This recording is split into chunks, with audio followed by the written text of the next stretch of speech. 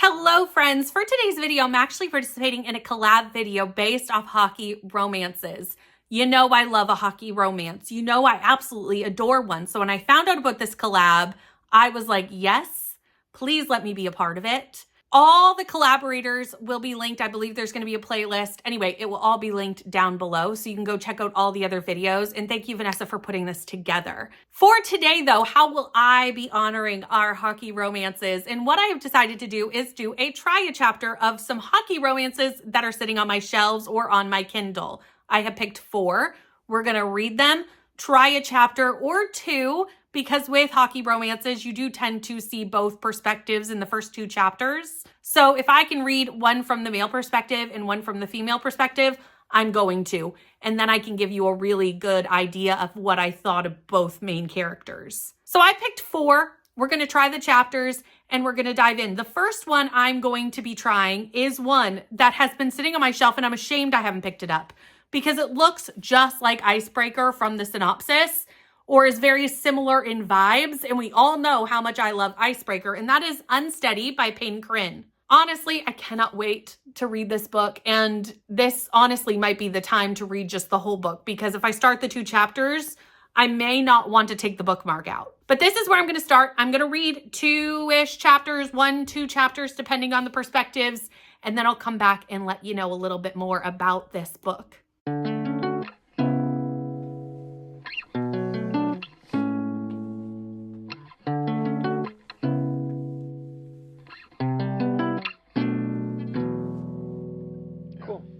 Yeah, some of those will be nice.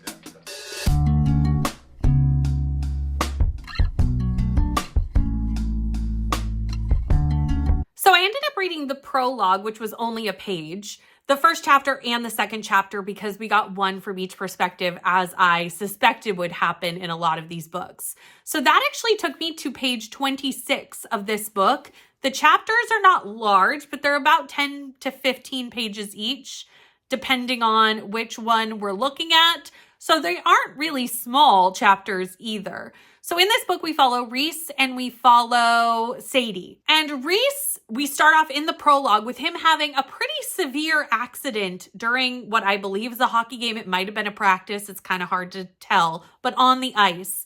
And that was 3 months ago. Then fast forward to the current timeline in chapter 1, where we see Reese trying to get back into playing competitive hockey, but he is having a lot of anxiety around getting back to playing hockey. And we actually see a panic attack a couple of times in the start of this book. And it's done fairly well, the panic attack representation in this book, from the 2 chapters that I've seen it. He is on a college hockey team and he is helping out because his dad has asked him to with a charity that helps children learn to skate. He meets 2 children at this event, Oliver and Liam. They are brothers. Liam is very small. Oliver is about 11. And all of a sudden, they are the only ones left at the end of practice. The person who's supposed to pick them up has not arrived yet, and he is waiting around for that person.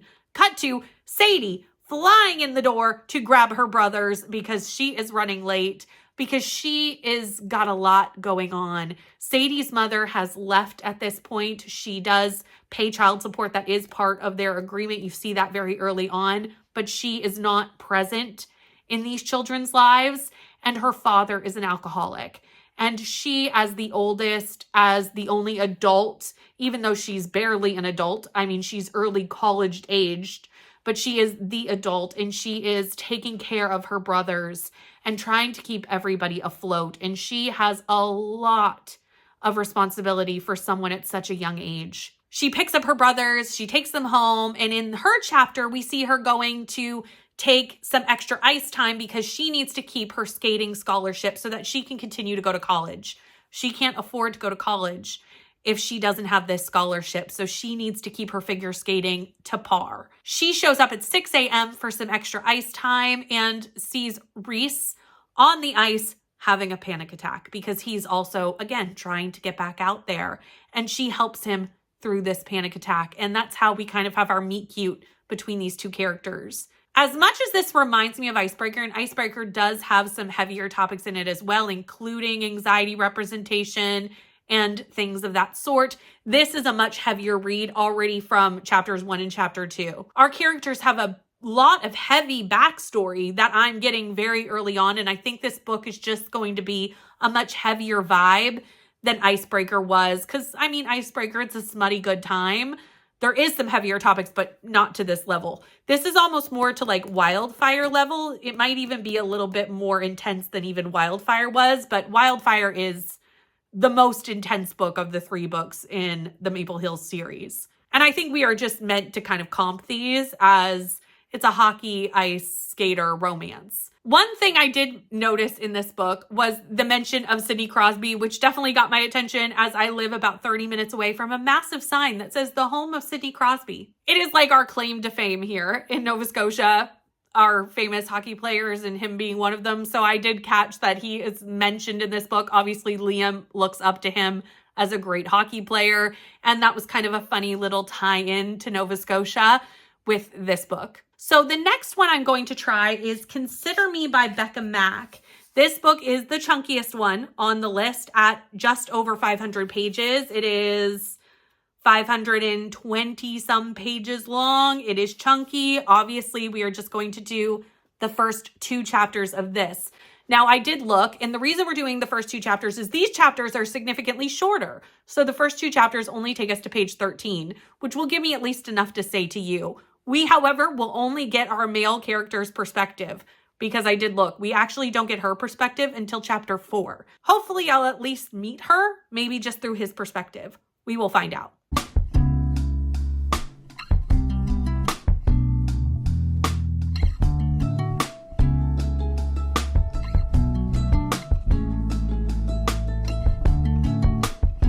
Well, this is going in a way that I was not expecting with this book, honestly. My only fear getting this book, and I got the first 3 in the series because there was like a sale on, was the size. Because I truly do not love when contemporary romances are this thick. I will tend to say that they need editing, and that tends to lower my enjoyment. But overall, that was my only concern, which is why I did grab the first 3. They're all hockey romances. I love a hockey romance. Like, it should be fine. I hate this. I actually really don't like it from the first 2 chapters. I really don't like it. I cannot even express, I don't think there's ever been a time where I've hated a book so fast. Okay, so the only person I met, well, I did kind of meet our main female character, but only kind of. It's Carter. He's an NHL player. We meet him at the very start. He's having a one-night stand with a puck buddy, and he is just so dude bro, like so dude bro. And the way he talks, I don't like it. I don't like it. I'm sure he goes on a journey through this book. I'm sure he evolves. I'm sure he matures. I'm sure his attitude changes, I would hope, because how is he supposed to be in a relationship? I do not know. But I don't necessarily think I care to follow that with this character. I really don't like him. So his best friend, who is also a professional hockey player, is Emmett. Emmett is dating Kara. Kara's birthday is happening. She's having a surprise birthday party. And even the way he talks about Kara, who is his best friend's girlfriend, I don't know. I didn't like it. I didn't like it, guys. I didn't like it. Anyway, her best friend is Olivia. Olivia is our main female character. So they are meeting at this birthday party. I just got a glimpse of her in passing. It does say she's a teacher on the back, but I didn't really get that other than from the back of the book because we barely saw her. So I might like her, but I really don't like him. I didn't get a perspective from her, so I don't know. The other thing that I did not love about this is that the audiobook and the physical book are very, very different. There has clearly been some editing that's happened between when this book came out or the audiobook came out, whichever came out first. And there is a big difference. There's a lot of words taken out. There's a lot of words added. There's paragraphs taken out or added, and some of the paragraphs are in different orders. So since I like to immersion read, that's almost impossible. It was impossible to follow along. I was doing my best, but it wasn't something that was easy to follow along with, and it wasn't something that I could if I was going to read the whole thing. I would probably just do it exclusively on audio. That being said, I don't think I'm interested in doing so. And I think I might just unhaul all 3 books. I didn't expect that to happen, honestly, during this Tria chapter. I did not expect that a Tria chapter could have me unhauling a 3-book series. But I think that's what's going to happen here, because I just don't see, after reading that I will ever want to pick this up. The next book I'm going to do is going to be a NetGalley arc. I have Hearts on Thin Ice on the Kindle. So I will chat with you after I read that. Hopefully we can bring the vibes back, because right now the vibes are really low. I need to bring the vibes back.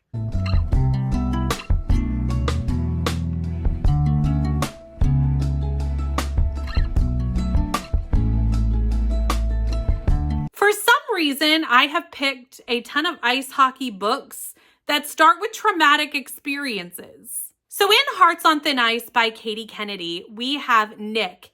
And Nick is getting out of hospital, getting out of rehab after a plane crash. Him and I believe 3 of his friends were in this plane crash, one of them being Sammy, his best friend and roommate. Sammy does not survive the plane crash, and Nick has been in the hospital. Something's wrong with his leg, and he's kind of dealing with recuperating as well as dealing with the loss of his friend. He's going into an NHL team. I don't know if he's having his first season or exactly like how many seasons he's played with this team at this point, but it is about to kind of like get back into it. He's been home for a little bit of time in chapter 2. Chapter 1, he's getting out of the hospital. Chapter 2, he's like diving in. He's using a cane at this point, but like at the end of the chapter, he's going to like get off the cane and start PT without the cane so that he can get back on the ice. He goes to one of his fellow teammates' house to play what I believe is some sort of game of poker. And while he's there, he meets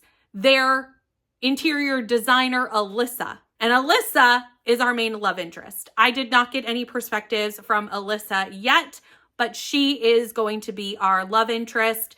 And it looks like she is going to start working for Nick to decorate his new place and kind of start off his new life with a new look, kind of, you know, make him be able to move forward now that his roommate has passed, and help him kind of turn over a new leaf while he starts playing hockey, and obviously a romance happens.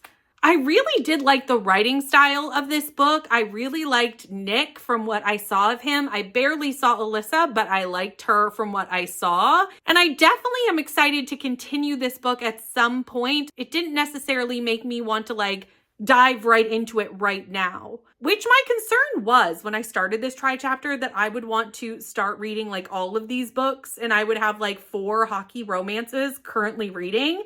And luckily, that's not what's happening, but like kind of sad that it's not. The one I currently still have a bookmark in is Unsteady, and I may keep the bookmark in that one. Let's see how this last one goes.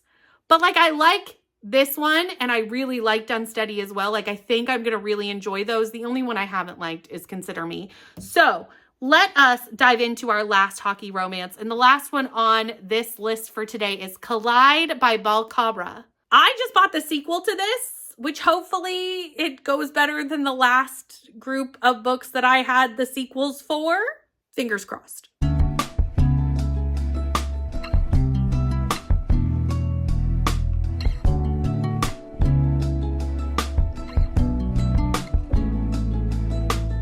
So I read the first 2 chapters of Collide, and that took me to page 15. And I got 1 chapter from each perspective, which was great because I got to see our 2 main characters. I will say, if you love Icebreaker, you are going to see a lot of similarities in the way this starts and the way that starts. And also the friendship groups. Like, it is so similar to the start of Icebreaker. There are some differences, don't get me wrong. But the whole time I was like, oh, she's Anastasia, she's Lola, he's JJ. Like, it was very obvious to me how it kind of paralleled. That could be completely accidental, and it could just be my Icebreaker loving mind seeing the parallels, but there are a lot of parallels, even to the point that the team gets in trouble. They have to meet with the coach, and Aiden, who was our team captain, stands up and takes the blame for what has happened, even though he doesn't actually do it. And that means he has to do community service. And his community service is working with Summer, who is our main female character. She's a sports psychologist. She needs to write her thesis. She needs to study something in sports and is assigned by her advisor to study hockey. And I believe he is the hockey player that she is going to be working with for her thesis. And that's going to be his community service. So it is different, but like Nathan has to work with Anastasia because he stands up and covers for Russ in the Icebreaker book. Aiden's having to work with Summer because he stands up and covers for, I forget which character in this book, but for his team anyway. Summer does not want to work in hockey as a sports psychologist. She wants to work in literally any other sport. And I don't know why she is so against hockey, but she is very against hockey. I'm assuming there's a reason. We will eventually find it out. But she is very anti-hockey and is being forced into working with a hockey player. So I do think we are going to have some like enemies to lovers with this, just because she really does not want to, you know, work with the hockey players. I'm sure this book does deviate from its like looking like icebreaker-ness. I'm sure it doesn't the whole way through, and it just really felt like it to me from the first 2 chapters. That's not a bad thing because I love icebreaker. So I'm definitely excited to continue with this one. And as you can see, there's a bookmark in it.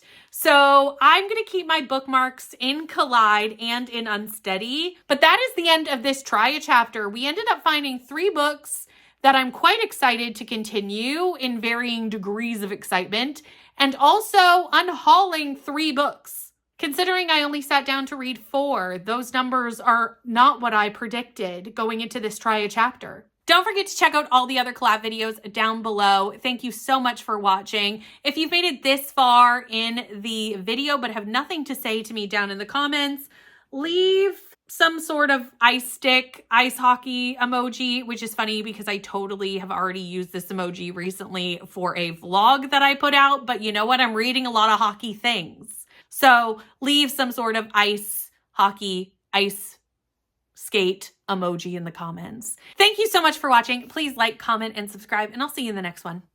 Bye.